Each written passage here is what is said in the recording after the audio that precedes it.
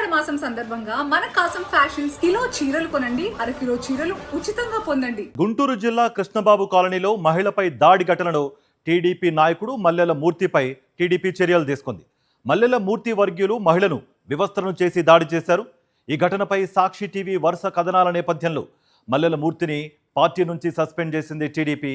ఈ ఘటనలో మహిళపై దాడికి పాల్పడిన 9 మందిని అదుపులోకి తీసుకున్నారు పోలీసులు. గుంటూరు జిల్లా కృష్ణబాబు కాలనీలో మహిళపై దాడి ఘటనలో టీడీపీ నాయకుడు మల్లెల మూర్తిపై టీడీపీ చర్యలు తీసుకుంది. మల్లెల మూర్తి వర్గీయులు మహిళను వివస్త్రం చేసి దాడి చేశారు.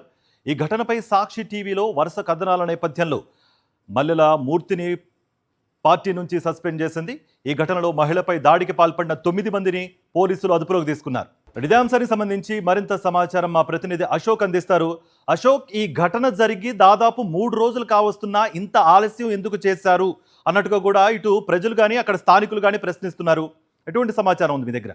కార్తీక్, ఈ ఘటన జరిగి 3 రోజులైంది. అయితే తెలుగుదేశం నాయకులు ఈ ఘటనని బయటికి రానివ్వకుండా పూర్తిగా తొక్కిపెట్టడానికి, రాజీ చేయడానికి ప్రయత్నం చేశారు. నిన్న ఎప్పుడైతే సాక్షి టీవీలో కథనాలు వచ్చినాయో వెంటనే సస్పెండ్ చేసినట్టు కొత్త డ్రామాకి తెరదీశారు. దాంతో పాటుగా 9 మందిని అరెస్ట్ చేశారు. మనం చూస్తే చాలా దారుణమైన చర్య.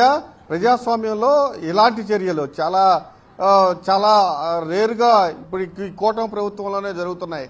ఒక మహిళని నడి రోడ్డు పైన దాదాపు పావు గంట సేపు వివస్త్రణ చేసి, అది గుంటూరు నడి ఒడ్డులో వివస్త్రణ చేసి ఆమెను సావబారటం అంటే చాలా దారుణమైన వ్యవహారము.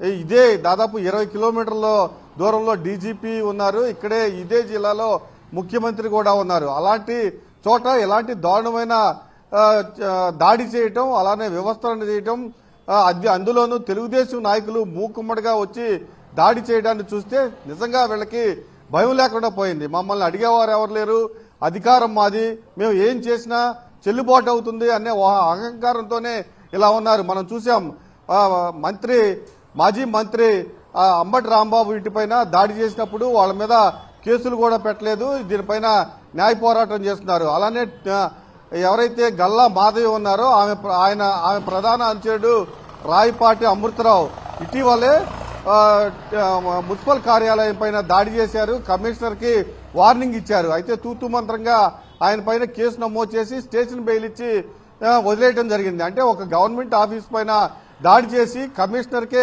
వార్నింగ్ ఇస్తే తూతూ మంత్రంగా చిన్న సెక్షన్ కట్టి వదిలేయడం జరిగింది. ఇప్పుడు కూడా ఎవరు ఏం చేయలేరు, అధికారం ఉంది కాబట్టి మమ్మల్ని ఎవరు ఏం చేయలేరు అన్న అహంకారంతోనే ఈ దాడి చేశారు.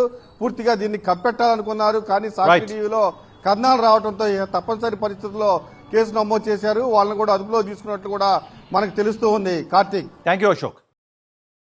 మరిన్ని అప్డేట్స్ కోసం ఛానల్ ను సబ్స్క్రైబ్ చేయండి. నోటిఫికేషన్స్ కోసం బెల్ ఐకాన్ పై క్లిక్ చేయండి.